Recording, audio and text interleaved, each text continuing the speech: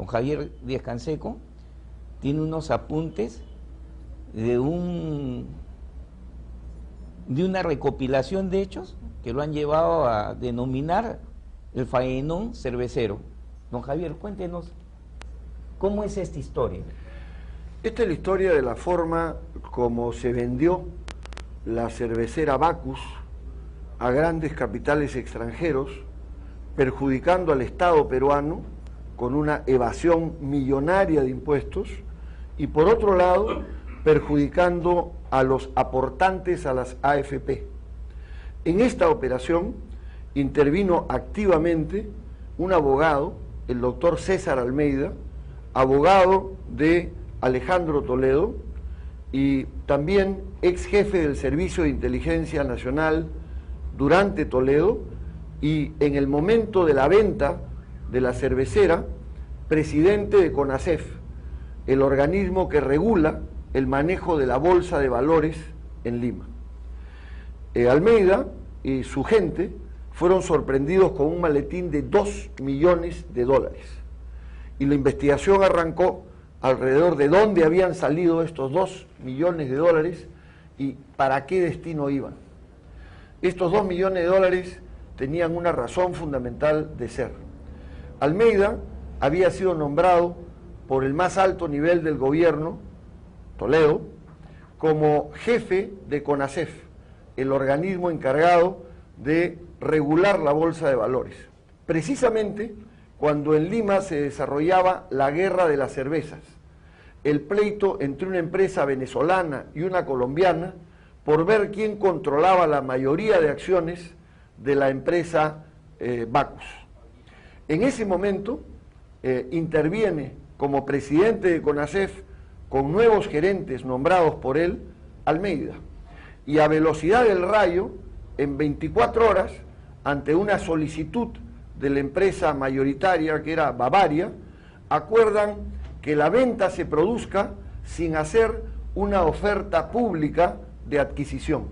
¿Qué es una oferta pública de adquisición? Que una empresa que quiere tomar control de otra tiene que ofrecer públicamente cuánto es lo que va a pagar y tiene que permitirle a todos los que pueden vender ofrecer sus acciones en venta si es que lo desean. Esto implica obviamente transparencia en la operación, pero esto no se hizo y se permitió que la operación se haga a través de transferencias en el extranjero y sin oferta pública de adquisición, con lo cual la empresa Bavaria se hizo del control de la Bacus y luego la vendió a SABMiller, la segunda cervecera más grande del mundo, haciendo una utilidad infernal por la que no pagó impuestos al Estado peruano, cientos de millones que debieron ser pagados en impuestos. Pero lo más grave vino el año 2006. El año 2006, la empresa ya en poder de SABMiller, la Bacus, quiere tomar control de las acciones de inversión, las antiguas acciones laborales que estaban en el mercado. Y esas acciones las tenían mayoritariamente las AFP, a nombre de los aportantes. Era parte de la inversión que habían hecho del dinero de los aportantes para garantizar su jubilación, que son trabajadores, que aportan, ¿no es cierto? Entonces, las AFP manejan ese dinero. Las AFP tenían casi el 54% de las acciones de inversión de Bacus. Y nosotros en el Congreso, observando la situación, presentamos un proyecto de ley que se aprobó en el Congreso para que se valorice el precio de la empresa y por lo tanto el precio de la acción independientemente de los intereses de la empresa y que la acción se venda con una valorización independiente. Sin embargo, esa ley que logramos que se apruebe en el Congreso la objetó Toledo y Kuczynski. Y Kuczynski envió un oficio al Congreso diciendo que no era conveniente hacer la valorización porque era muy caro. Mire, estamos hablando de una operación de 700 millones de soles y la valorización hubiera costado 50.000 soles, ¿no es cierto?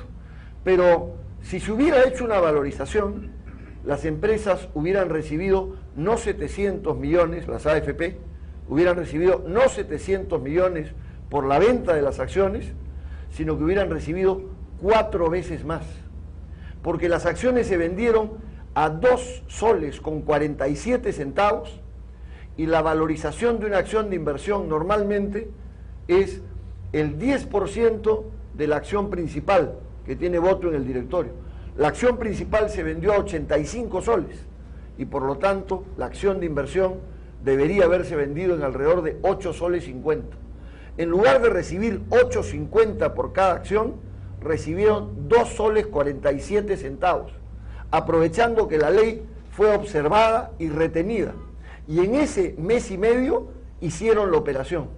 Después, el Congreso aprobó la ley, insistió en ella, y Kuczynski se olvidó de lo costoso que era la valorización, porque ya había salido la operación. Es decir, en el plazo en que Toledo observó la ley y cuando la promulga el Congreso de la República, hicieron la operación. Correcto, en ese plazo. ¿Y sabe cuál es la diferencia? Que las empresas recibieron 702.281.000 soles, las AFP, ¿Cuánto para los aportantes. ¿Sabe cuánto dejaron de recibir?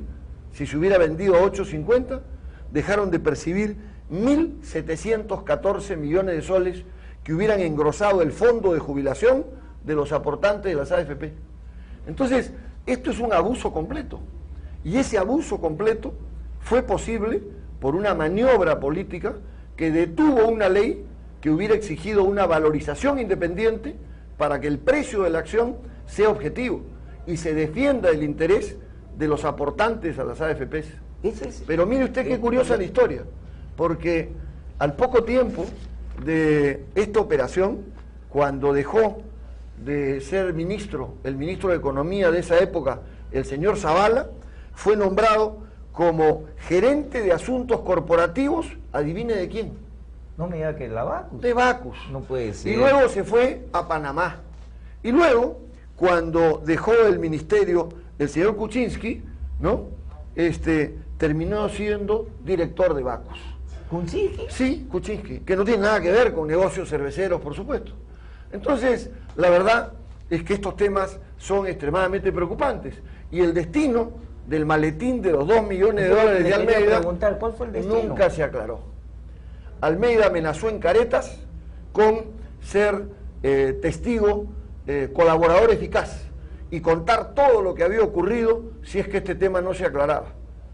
El tema simplemente pasó por lo bajo, se metió bajo la alfombra. Almeida salió de la cárcel porque estaba detenido por haber intentado chantajear a un general que era tesorero de Montesinos, ¿no? Por otro lío, y el proceso nunca llegó a ser investigado, nunca llegó al Poder Judicial en este terreno, simplemente se archivó. A pesar de que había la denuncia hecha pública por el Diario del Comercio, que revelaba que un chofer de uno de los que trabajaba con Almeida había escuchado la conversación de 2 de ellos sobre cómo se iban a repartir los 2 millones. ¿Cuál era el reparto? ¿Cómo era? Porque eso medio millón, decía Durán, que era el chofer en el Comercio, $500,000 para Almeida, $450,000 para los 2 colaboradores, $50,000 para gastos operativos y $1 millón para Alejandro Toledo. Increíble. Esto nunca se investigó. Y este es un hecho gravísimo porque ha perjudicado el fondo de jubilación de millones de trabajadores peruanos que tenían sus fondos manejados por AFPs, que traicionaron sus intereses y que vendieron a precio de huevo lo que debía ser la garantía de una jubilación digna de esos trabajadores.